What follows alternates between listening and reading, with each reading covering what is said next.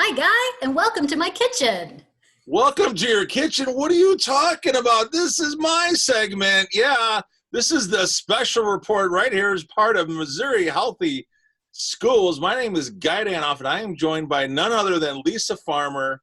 Lisa, got to tell you, I love your show, Stuck at Home Snacks. You go live every Wednesday at 11:30, and I got to tell you, love your food, love the snacks, and apparently Speaker Spot loved it last week. They got a little late starting their show because they were munching down on your turkey taco feast. So with that being said, Lisa, how are you? I'm good. I'm very good. Very good. How are you, Guy? I know, actually, Megan sent me an email and said her family loved it. They did the taco bar and Yeah. they loved it, and they loved that they got to eat the bowl that their taco was in. So, Well, all I can tell you is after you post these amazing photos each and every week, oh my garage, it is unbelievable. No kidding. And yeah, for our viewers, I'm going to be posting actually all 5 of your previous week's episodes of the photos so people can see. And if they like what they see, we're going to direct them to certainly our landing page right there at MissouriHealthySchools.com, where they can get the recipes and certainly even watch your previous broadcasts. So with that, Lisa, I got to, we see you every week doing your thing, but give us a little bit of background on who is Lisa and some of your background as you work for the state of Missouri and certainly helping our schools with the nutrition. so yes, I am a nutrition specialist with the Department of Health and Senior Services, the state of Missouri. And with that, I get to work with schools across the state, which I love. My past is working with all ages in the field of nutrition. Sure. Youth, adults, developing materials, education, curriculum, and teaching cooking classes. Really? Yes. Like for even rookies, novices like me, who might be slightly good once in a while at the grill, but for the most part, oh my goodness, you don't want me cooking. So there's hope for guys like me. Oh my gosh, yes, totally. That's All right, talk to us a little bit more about that background, certainly as you are helping the state with cooking classes. so I love teaching, whether it's a cooking class, a nutrition, whatever I am teaching. I love to see the aha moment or the sparkle in my students' eyes when they get it and they realize I can do it or I've accomplished that task. Right. So we have a Culinary Skills Institute that's 2.5 days for school nutrition professionals in the state of Missouri. And it's great fun. We have a nutrition piece, a culinary piece, and it's all hands-on. And we all come together and work on teamwork and basic skills. We bring a chef in to teach fundamentals of cooking. And it's just to see what those school nutrition professionals, when they graduate, do is so exciting. You'd be amazed.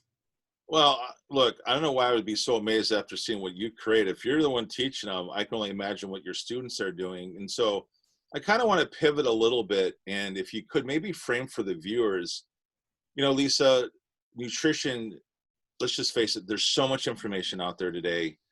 And I can't even imagine the challenges there are with helping schools really get up to speed to where they really need to be to help, have that nutrition piece for their school. Obviously, now the big thing is making sure it's under the WISC model and making sure we're looking at the whole child, right? And nutrition's a big part of that. I was wondering maybe you could speak to some of the challenges, but yet some of the successes that you're seeing in the state of Missouri based on the work that you and your colleagues are doing. Definitely. So some of the challenges, I really think we've come through a lot of them. Initially, when the National School Lunch Program came out, the School Breakfast Program, and all of the changes in the requirements of what they were serving, what the children were used to, what the students were used to, was a bit of a challenge. But a majority of the schools made the change. Well, they all had to make the changes. And the students, with time, adopted the changes and really embraced the whole grains. They love the fresh fruits and vegetables. Right. And that's what we're seeing. But, I think what people forget or forgot as this was going forward is change takes time, and it's not easy. It's hard. When you think about changing your meal plan, or I think about it, it's not an easy thing to do. Right. But a lot of our school nutrition folks, when they would leave the Culinary Skills Institute, would go back to their school and encourage the rest of the staff, the whole school, Right. Involved and excited about school gardening, about teaching the kids about fresh fruits and vegetables. I have so many great examples of schools that have built school gardens and things like that, and it's become part of their science curriculum, and Right. everyone pitches in. So one of the things that we were talking off camera about that I thought you said that really enlightened me is, one of your tactics, if you would, or strategies is trying to, get the students involved at a young age, right? To get them to feel part in that process. I wonder if maybe you could speak to that a little bit, because I really found it fascinating when I was looking at some of the resources you shared with me on all these amazing things that a lot of schools are doing, but it's actually cool how you get the kids engaged. Yes. So I'm going to focus on one thing that's really fun that we have done, and that a majority of the schools in Missouri and across the U.S. are doing, and that's taste testing. Yeah. And so we will either teach the school nutrition folks how to put on a taste test, Right. or we will go out and help them. And I'm going to share a little story with one, as you, an ex-football player, would like this story. Sure. So we went to a high school in Missouri, and we were doing roasted root vegetables. And really, root vegetables take on a different flavor profile when you roast them, and then they caramelize, and they're fabulous. So we were doing beets. We had them all cut up, in nice little cubes, and we had roasted them, and they were out on the table, and some of the football guys came in, and I said, oh, you want to taste a sample of these beets, these roasted beets. And they took them, and they said, sure, we'll do it. And they took a bite, and they're like, this is good. This is so good. And I said, you like the beets? And they said, beets? We thought you said beef. And I said, no, you just ate beets, and you told me you liked them. So that was just a moment that will live on in infamy. Well, I'm going to respond this way, and I know, guys, don't get too upset, but it must have been defensive guys who must have said that, because an offensive guy like me, former offensive lineman, would never have thought that. But what could I say? I'm actually just kidding. I know I would have said it myself, but that's a great story. Yeah. So with that being said, Lisa, you bring such a passion every week that you do your show. You're constantly, trying to make things easy for people, especially during COVID-19. And, I was just wondering, as we move forward, what are some other areas that you're going to get in future episodes that maybe the viewers can get even more excited about as we move forward, during this time, and especially during the summer, because as you know, there's a lot of cool things going on in Missouri. So I was wondering, maybe you could give us a sneak peek. Yes. So I am really excited because we are coming into peak season for Missouri for Right. fresh fruits and vegetables, and everything is going to be at its height of flavor, its height of nutrition. And so I'm going to be focusing on what's seasonal in Missouri throughout the summer months. I'm super excited to do that because I really think, directing people to farmers markets, things like that, and the resources are out there. MU Extension developed a resource for folks to figure out what farmers markets are near them. And then Missouri Department of Ag has a page, Missouri Grown. So I really want to try to encourage people to try new things and try fruits and vegetables maybe that you haven't liked in the past when they're seasonally fresh and ripe and at their best in flavor.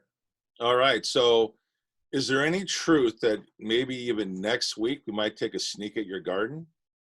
I'm really hoping we will. I did see, we'll have to watch our days though, because I think next Wednesday is a high percentage of rain. So maybe Okay. before we can sneak out there to my garden. Well, we need to, because I know when you gave me a sneak peek this past week, I was expecting you to have like a half acre in your backyard, right? All cut up, carved up, looking just amazing. And actually, what you've done is what really the average person could do really easy, including myself, who's not a gardener. But when I saw, like, the lettuce, the different types of lettuces you had, I mean, that's something that, a lot of families could easily do. And that's Yeah. part of what I found really interesting when you gave me the sneak peek last week, right? Yes. When you brought your iPad out and I said, hey, show me your garden. I was like, and it's really cool. So yeah, I can't wait, whether it's next week or the week after. I do think our viewers would find it interesting when you talk about, hey, you can grow some of this, but it's not like you have to have, like, what I thought, like, well, what are you talking about? I have to cut up my whole backyard to Right. have a garden. That wasn't the case at all. And so I'm really excited about, you getting a chance to share that, with us. So it's gonna be kind of fun. Just wait till you see my other little wait till you see where I grow my tomatoes. Okay. I just picked them up yesterday. So All right. Well, we're going to go behind the scenes. That's what we do here. yes. So, as we're starting to kind of wrap up, I learned a couple things about you that I found really, really fascinating. Now, the first one isn't so fascinating. I actually would expect it, but one of the things I think is really cool, for like over a decade, you had a featured spot on some of the local news where you had your own like cooking segment. I was wondering maybe you could briefly talk about that. I did. And it's called Cooking with Lisa. Yeah. And for 16 years, weekly, I would go in and we would cook, easy to make, family friendly, most of the time healthy. Sometimes we'd have some, Yeah. add some other things in there, but it was just a lot of fun. I had a lot of viewers. I was on the noon show, so I had a lot of young moms and older folks in the audience, Yeah. and it was a lot of fun. It was something I never set out to do. I landed upon it when I was working at K-State as an extension agent, and the rest is history. I as I told you earlier, I failed speech in middle school. And this is one of the things when I go out to talk to kids that I tell them, don't let your past dictate your future, because you never know. Right. You would have known, that I was so frightened to speak in public. And now, I go out and speak to crowds of 200-300, and Right. I'm very comfortable. I like to say, I love a microphone. So when you have your mic drop, I am so envious, because When I have my mic drop, viewers, no joke, real microphone. Lisa's creating that mic drop moment. It's dropped. Guy, I love a microphone. There's something about it that just turns everything on. So, Well, that's good. Okay, the last thing I found out about you, again, these random facts. Is it true you were on the golf team in high school? Like, you're going to be the female version of Tiger Woods? well, let's just say that was what my dad wanted. Okay. He started grooming me and my younger sister. I started playing golf when I was 8 years old, and dragging a bag around a golf course for three holes when you're 8 years old seems like an eternity. But we spent a lot of time on the golf course, and love my dad. His mom is also, my Mimi is the one that taught me a lot of my cooking. And I spent a lot of time in her kitchen as a little, as a child, and she was Swedish, and man, did she cook. And we never went without dessert. When you're Swedish, dessert is a big part of your meal. So. That's good to know. So just send me the invitations where you're going to have dessert, because I've got a family here that'd love to come see you in Kansas City. I can't. When all this is over, our whole team, we're going to have fun. We're going to do some Spaker games. I'm going to cook a feast, and we are going to have a great time. All right, really quick, in Spaker games, you need to challenge them on that strawberry face in the whipped cream kind of thing. They had too much fun last week, but I think you can beat them. I really do. I know they're good, but I think you're better. Totally. And I really want to do the TP bowling. When I was in college, I went to San Diego State for a little while. We bowled every noon on Thursdays during the week. And I have a very interesting style of bowling, and I would love to do that. So Well, I can tell you, I know their philosophy would be game on, right? that's what I was thinking. So we don't want to give them any more fuel because trust me, they'll be calling out some challenges this coming week and probably get us involved. So, Awesome. all right, Lisa, I want to thank you for taking the time. Again, this is Lisa Farmer. You can catch her every Wednesday right here on Twitter, on Periscope. She goes live at 11:30. Her segment is called Stuck at Home Snacks. Lisa, I want to thank you for taking the time. I am Guy Danhoff. I want to thank you guys for watching this special edition right here on Missouri Healthy Schools. Thank you.